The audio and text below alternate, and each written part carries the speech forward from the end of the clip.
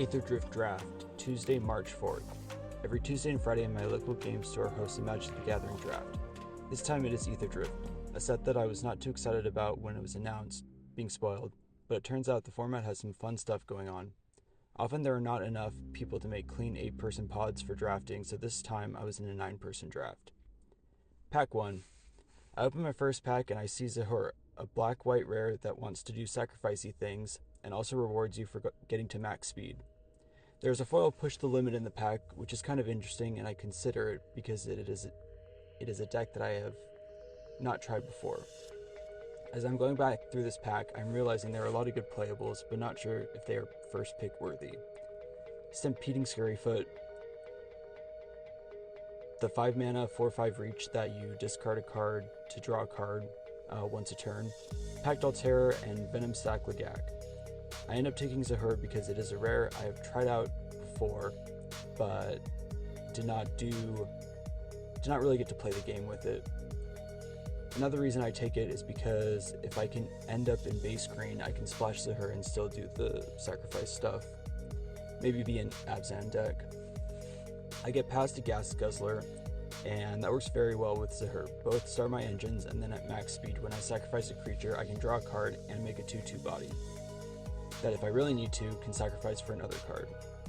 There's a Broken Wings in the pack, but I figure if I do end up in green, I don't want to second pick that one. Other than that, the pack is unexciting, and I am happy to start with 2 rares. I take a third pick Ride's End over Grim Bauble because killing big things is important in black-white, since your creatures are not too big and have trouble blocking green things.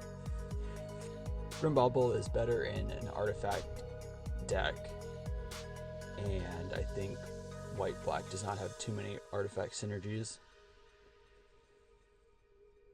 Pick 5, I get a Risen Necker Regent, a great payoff for getting to max speed, and works nicely with Zahur and Gas Guzzler. Smooth draws and create bodies. At the start of the format, I was not impressed by this card at first glance, but if ever there was a deck that wanted this card, it's this one. The rest of pack 1 is not very exciting, just picking up marginal cards in my colors, notably black and white, are flowing, so I'm in a good spot. Also, it is a good note that I have not seen much green in any of the packs. This is pack 2. This is quite a pack. Salvation Engine, Outpace Oblivion, Run Over, Engine Rat, Flum the Engine stand out as strong cards. It is an obvious Salvation Engine pick for me because it is uncolor mythic, and I will incidentally have artifact creatures to pump and artifacts to bring back. Getting pack 2 also means I can prioritize those things. Pick 2, I get past the spin out. I have been removal light, so this is something I am happy to pick up. Next, I pick up a Glory Heart Lynx. Just a solid 2-drop, and lifelink can never hurt. Hitting land trips are nice as well. Next pickup is a Hellish Sideswipe, and that's especially good because I'm going to have fodder to sacrifice, and it's cheap interaction piece. I like Deathless Pilot, at least for being expendable, so I pick up those when I can. A Siphon Fuel is a removal spell I'm not excited to run, but I will if I need to. The Life Gain can also be relevant, but obviously not a reason to take it. After the Siphon Fuel, I get a Collision Course, a removal spell I am much happier to play. Back-to-back removal spells are really going to have to tie this deck together.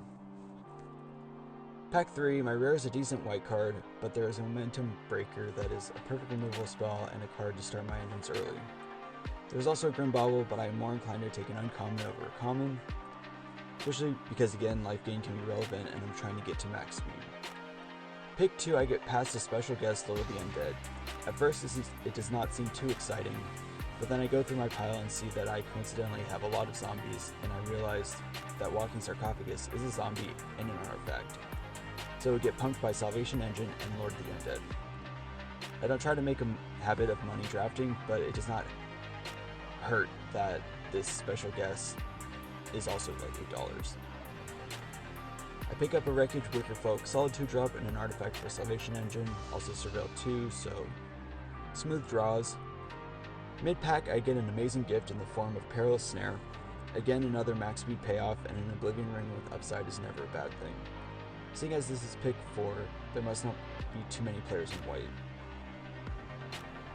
There are some moderately playable cards in the pack I take Scoured Barons from, but there is no removal, etc. that would not incentivize me to fix my mana.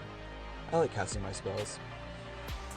And that is the last relevant pick of the draft, not really going to highlight the marginal playables I picked up as the pack wrapped up. The deck I ended up with is as follows. Also, let me know if you would be interested in hearing about the game portions, because I had some interesting games and then honestly not so interesting games. Yeah, leave a comment if you would like to hear about the games, potentially part 2 of this draft.